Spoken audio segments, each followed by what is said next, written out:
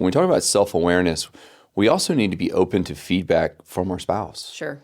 And this can be really, really hard, no matter who you are and what your status is, but to be open to saying, hey, as my wife or as my husband, what do you see in me that maybe you think I should work on or that you think I should change?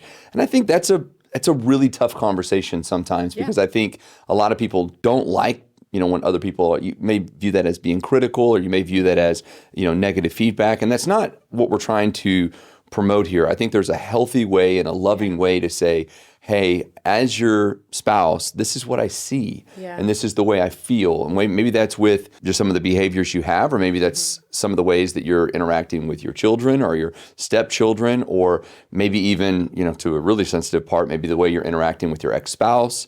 I mean, these are all things that your spouse can see in you that you may not have opened the door to say, hey, let me give some feedback here. As an example, if you're wondering what this could look like, we've had those honest conversations of like, hey, I'm really feeling this way. Like, what do you think? And I love Scott's, comment back. He's like, do you want me to listen to you, or do you want me to tell you what I think you need to do? And then I'll end up saying both. But it's funny because I'll share like what I'm feeling or going through, and then he'll give his perspective like, hey, I'm seeing you pour into everyone and everything else, but I'm not seeing you take time for yourself. When are you going to do some self-care? Things like that. It gives a greater perspective of, oh, maybe because I haven't done this, that is why I'm feeling this way or reacting this way.